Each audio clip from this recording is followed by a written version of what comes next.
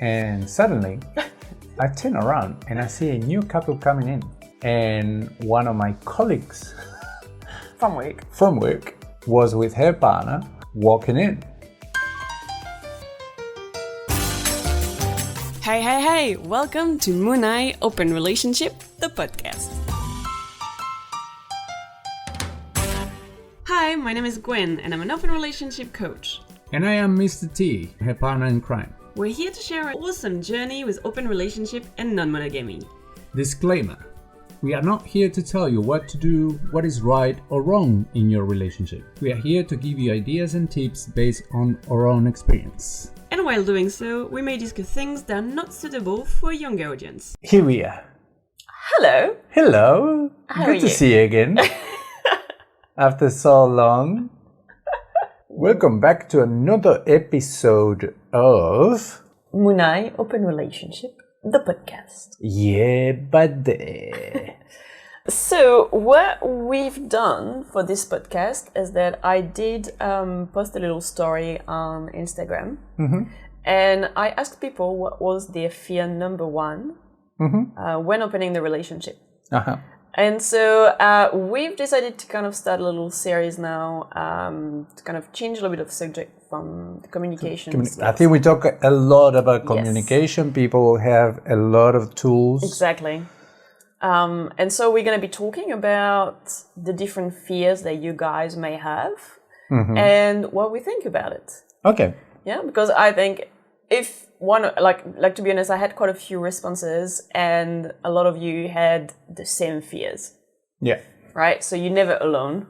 Yeah. Never alone. Never. You are not alone. You're not alone. So, little better one.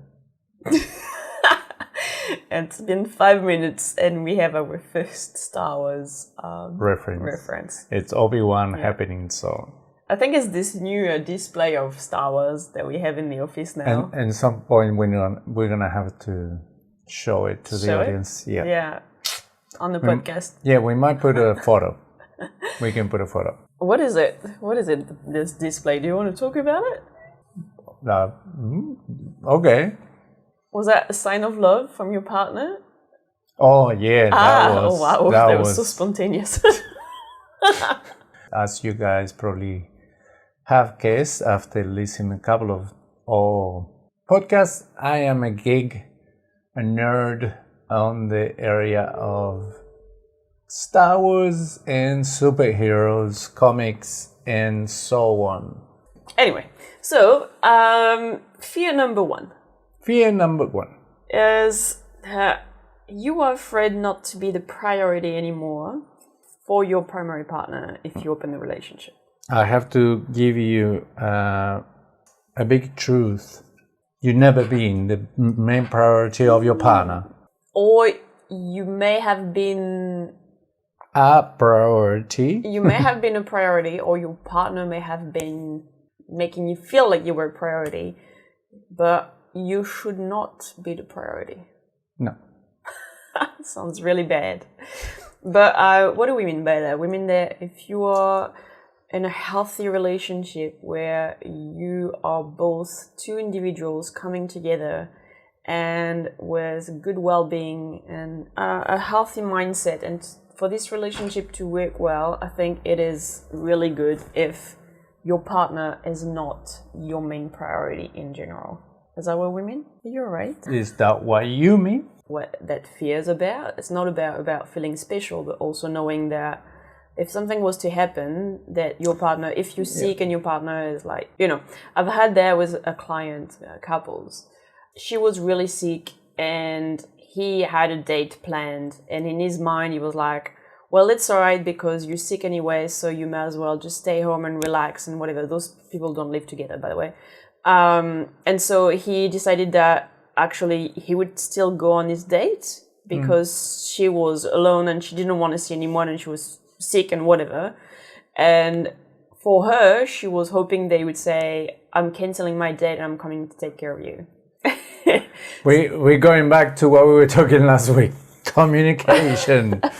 You need to communicate with your partner if is that what you need. I think the other fear that people have, or these fears coming from, is that idea of the monogamous situation where you find another person, and because you find another person, you're gonna leave the relationship that you have for the new thing. And it's not the case, as we talked about that before. Like when you get to the point with your partner that you want to open a relationship, it's because you guys are in a position of so much love that you want to the other one to experience things together, or maybe separate, but in a way that will bring you together, more together than before. This is our experience in general. Every single time that we have had other experience and things like that, that brought us more together than before. But I think it's going back to the same point. We both started from an understanding as we are a whole. We don't need the other one to be happy. We don't need the other one supplements the happiness. It's not that we need the other one to be happy, and that is where the fear sometimes is based on. You're just the cherry on top of my cake, and I'm already a cake by myself. Yes. So if we have to address this fear, like you're talking about, this understanding that you are complete by yourself, right?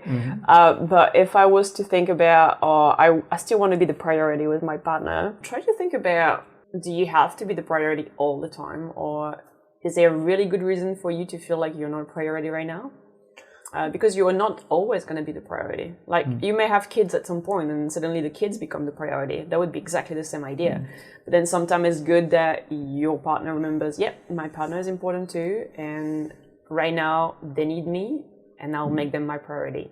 But like Mr. T said, it's all about communicating. Yeah. It's understanding that it's not always your time to shine and be the priority for your partner. No, and that's a big thing. I remember my parents, my father talking about having kids. His expression about having kids was to like having a lover in your house, because your partner was not your partner anymore. It was, you were sharing the space with this other character that was taking a lot of love or priority of the connection that they had before. And like monogamous, non-monogamous or whatever, it will happen eventually. Yeah. It's funny that you talk about that. Well, we're talking about the kids, but we don't have kids. Yeah. But I'm kind of guessing that if you have to start a relationship with someone who's divorced and having kids already from a previous relationship, it's kind of like the same mindset that you need to have. Yeah. You know that you're going to have that love relationship with your partner, but you also know that you're not going to be the priority. Yeah. Because they're going to have those kids from someone else. So obviously those kids may not be your priority, but they're going to be your partner's priorities from time to time. Yeah. So I think like would be good to ask this person what kind of priority they are afraid to lose. Because it's like you said before, the example that you put before was really clear. If you are just sick, and going back to the other example that you put, how sick you are and how I will ask you, Han, do you want me to stay with you, blah, blah, blah. And it's up to you to say, yes, please stay because I want you to be here, or say, no, it's okay, you can go. But after, don't tell me, you leave me by myself. But I guess if you guys listened to the podcast last week, we actually, one of our stories was exactly what it was, is that I wanted quality time from my partner, and he didn't have it for me and he gave it to someone else. And I felt like I was not the priority. So it's exactly that. And then suddenly you realize that you're just being a little bit... needy. Needy, exactly. That you don't need to be the priority all the time. Exactly. So, and so you survive. Yeah, you do. You survive. Like anything, communicating and talking is the key to... You may need to experience it once or twice to understand what it is later on. It's always a good lesson to have for your relationship anyway. And as much as you communicate, like we always say, you will have a different experience the day that happens. Yeah. So if you need to talk to someone, I know a great coach that can help you. Ah, yeah? Yeah. Yeah. Who's that? It's called Gwenaël. Gwenaël. I don't know any Gwenaël. So. Okay, I don't know. It's Gwen. And her company is called Munai Open Relationship, and she can help you to pass all these little bumps in your relationship to become the best relationship ever. Thank you very much. You're welcome. After this little commercial break, we're gonna go to the next section. Yes. Yay. Yes. Let's talk about stories. Once upon a time, in a country far, far away. Hashtag New Zealand. Awesome. After the amazing jingle, We are talking. we are talking about when you met people that you're not expecting to meet. And places that you're not wanting to meet people from your work, for example. Okay. So let's give you a little bit of context. We decided to go to this sex club where we had been before. Mm-hmm. And you obviously never know who you're gonna see there, right? It's kind of like a little bit of a surprise. Yeah, random surprise. And so we arrived at the club, and those type of clubs, they make it in a certain way that it's less expensive if you go a little bit earlier, right? If you go later at night, then there is more things happening already, but you will pay a lot more expensive. So a lot more money, sorry. So we went earlier.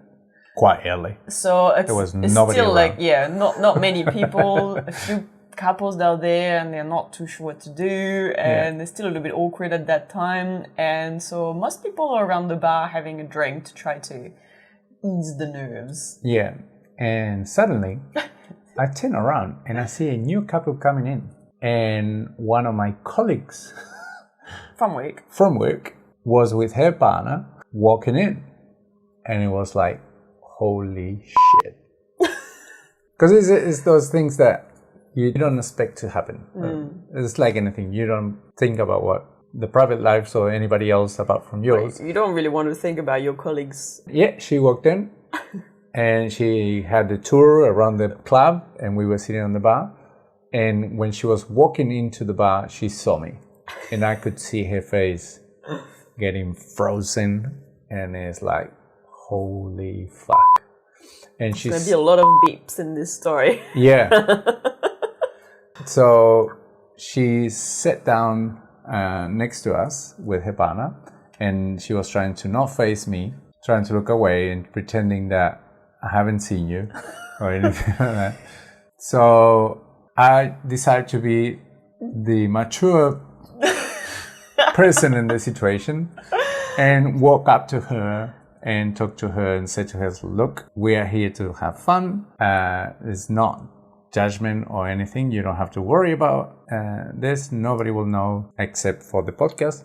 But obviously she's not listening to the podcast. I don't know. Maybe she is. Maybe. Even if she is, how do we? I'm not Don't giving say her it. away. Yeah. So I had a conversation with her and she relaxed a lot after that. And then from there, everything went well across the night. We have fun. Yeah, we all have fun, I think. I guess the thing that to realize is that the main fear people may have is that you're going to go back to work and they're going to tell everybody that they saw you there. The thing is, at that point, none of you wanted other people to know where you were. So you were not going to give her away, and she was not going to give you away anyway. Exactly. Right? So there was like a silent understanding that this would remain between the two of you forever and ever. Yeah. But it's like you said, it's like you're going to those places to have fun with your partner, and that's it. Whoever you met in there is not going to be publishing that anywhere else. At least you're a famous person and someone wants to expose you publicly. Anyway, I think if you're a famous person, you may want to have like a private type of thing, party. You wouldn't go into like a public sex club. Yeah, no. Unless you're really comfortable with your sexuality. Yeah. And you don't care where you're going and what people think of you. Yeah, no. We are not at that point, I guess. We're not that famous. Socially. No, we're not. We're not. And I think most people know what we do. Yeah. Not what we do, but... They know what we do, and they also listen to our podcast. True. Actually, I do have a funny story about that, guys.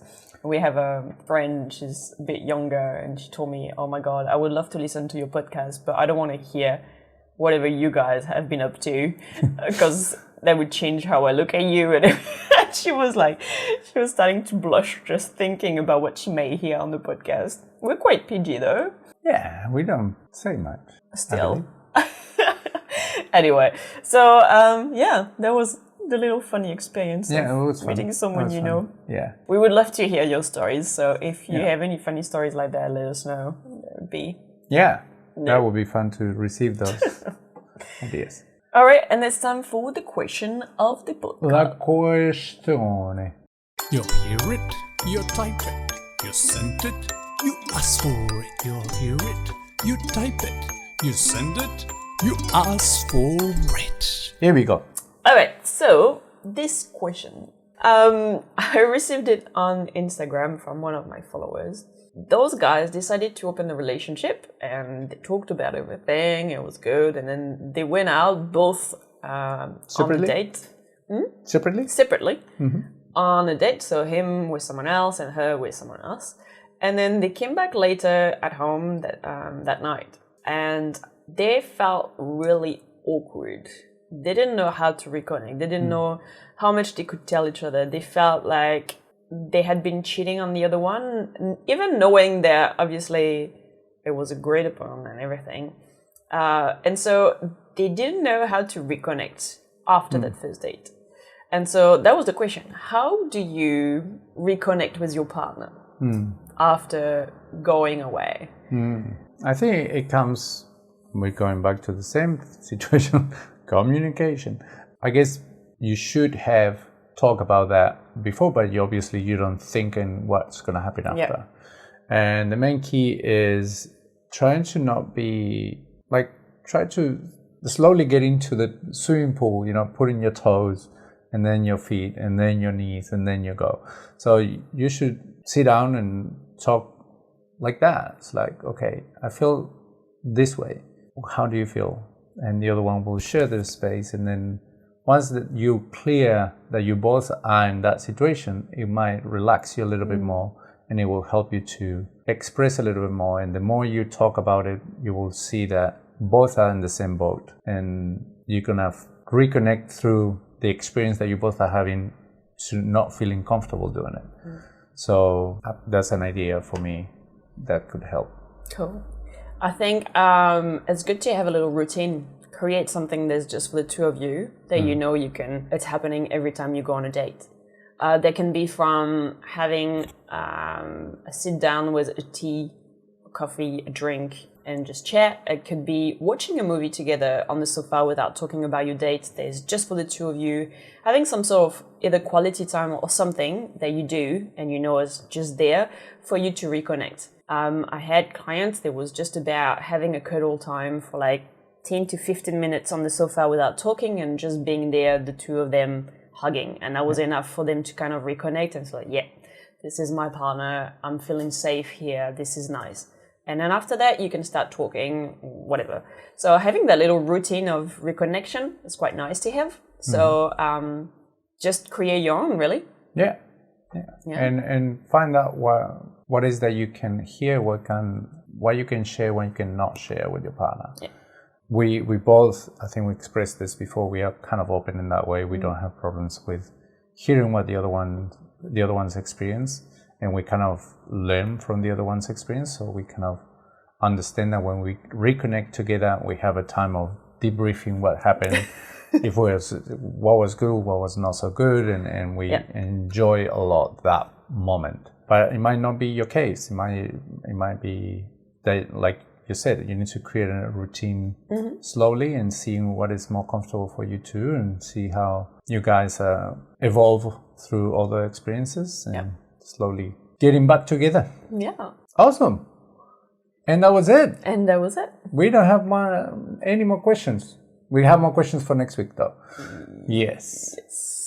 So, without further ado, if you want to have a session with Gwen, you can contact Munai Open Relationship Instagram or TikTok or the website.com and send a message to Gwen, and she will be able to get you an appointment and you can talk to her. She's really good, I have to tell you guys. And if not, you can hear us. Are you objective? Huh? Are you objective? I am. I am. I think I am. Anyway, I hope so you guys have enjoyed the podcast today, and we will see you next week. Oh, yeah. And this, my friends, is the end of the episode. But don't worry, we will be back with the next one really soon. Ciao ciao!